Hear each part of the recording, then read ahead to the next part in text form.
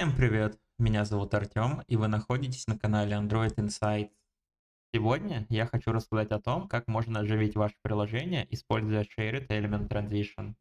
Shared Element Transition позволяет элементам интерфейса анимированно переходить между экранами приложения. Это одна из тех фишек, которая делает пользовательский интерфейс запоминающимся. Данная фича была добавлена совсем недавно, так что убедитесь, что в вашем проекте используется версия Jetpack Compose не ниже той, которую вы видите на экране. Итак, для демонстрации я подготовил простое приложение. В нем всего два экрана. На первом вы можете видеть список, а на втором более детальную информацию. Как вы могли заметить, сейчас в этом приложении нет никаких анимированных переходов, но очень скоро мы это изменим. Пора написать немного кода. Первая часть кода написана. Давайте посмотрим, что изменилось. Я переместил нашу composable функцию внутрь Shared Transition Layout, внутри которого лежит Animated Content, внутри которого уже лежит наш исходный код. Поведение нашего приложения уже изменилось. Как видите, у нас появились анимации. Но пока что это не то, что нам нужно. Теперь я реализую оставшуюся часть кода, чтобы Shared Element Transition заработал.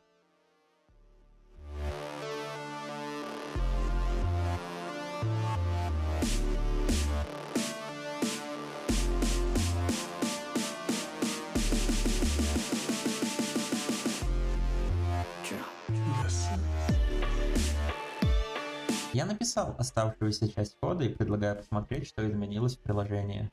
Как видите, приложение ведет себя так, как мы и хотели, и картинка перемещается от одного экрана к другому. Shared Element Transition довольно простая, но очень эффектная анимация. Ее смысл заключается в том, что она анимирует переход общих объектов с одного экрана на другой. Теперь разберем подробнее, что нужно сделать, чтобы добиться такого же поведения. Во-первых, вы должны использовать правильный контейнер, а именно Shared Transition Layout. Во-вторых, у вас должен быть скоуп, внутри которого будет происходить анимация.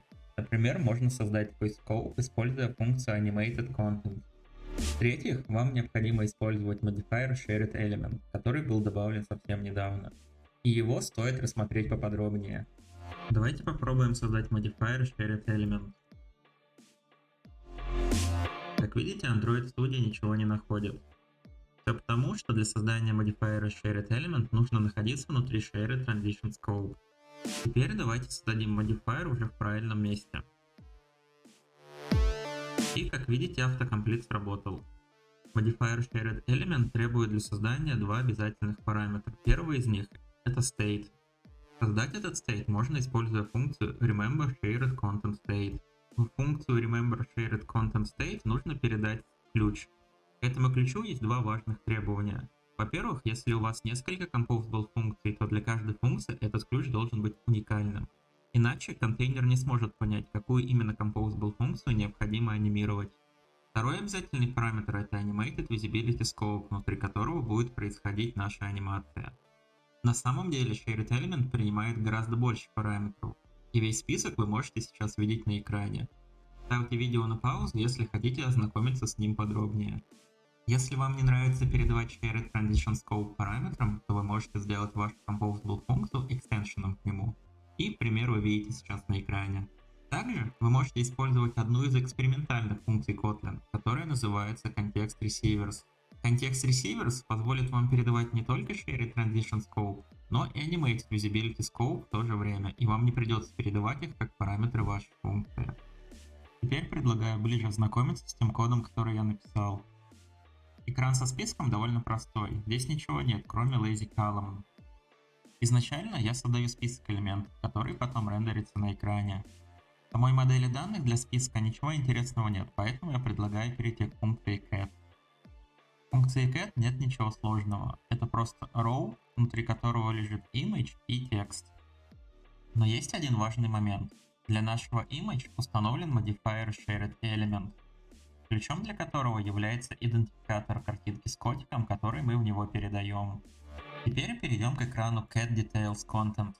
На нем у нас есть column, image и такой же текст. Для image, как и в функции cat, у нас установлен modifier Shared Element. И в качестве уникального ключа также используется идентификатор ресурса картинки с котиком, так же как и в функции cat. Хочу повторить одну очень важную вещь. Каждый элемент в списке должен иметь свой уникальный идентификатор для Shared Content State. А теперь я предлагаю проверить, что же будет, если каждый элемент в списке будет иметь одинаковый идентификатор. Также я установлю ровно такой же идентификатор для нашего image в функции getDetailsContent. Обновленное приложение запущено, и мы сразу видим, что что-то пошло не так. У нас потерялась часть изображений. И анимация перехода тоже перестала правильно работать. Как видите, порядок ее работы абсолютно случайный. Вот почему так важен уникальный идентификатор. Shared Element не единственный модификатор, который можно использовать для создания Shared Elements Transition.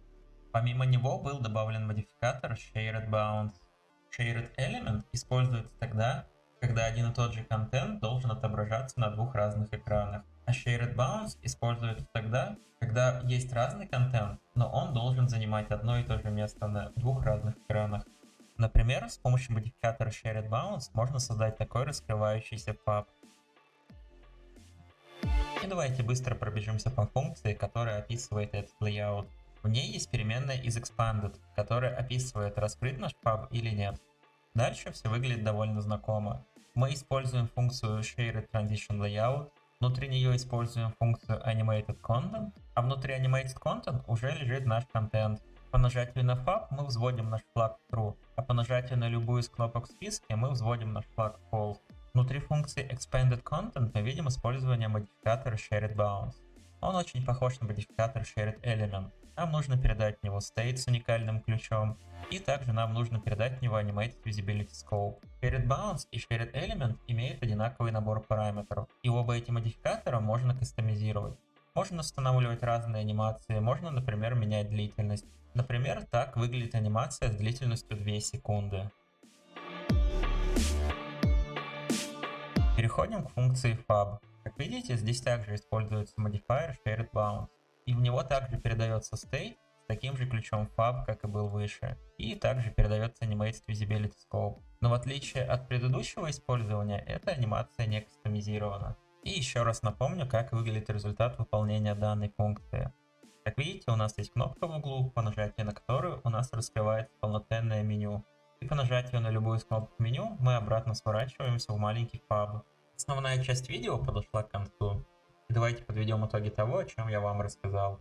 Для того, чтобы использовать Shared Element Transition, версия Jetpack Compose в вашем приложении должна быть не меньше, чем та, которую вы видите у себя на экране. Также необходимо, чтобы ваши функции лежали внутри Shared Transition Layout, а также чтобы у вас был доступ к Animated Visibility Scope. Для создания модификатора Shared Element или Shared Bounds в него необходимо передать state с уникальным ключом, а также Animated Visibility Scope. Важно запомнить, что если у вас на экране несколько composable функций, к которым применяется модификатор Shared Element, то ключ для каждой из этих функций должен быть уникальным. И он должен совпадать с ключом, который используется на том экране, на который вы переходите. Ставьте лайки, если это видео вам понравилось и было для вас полезным.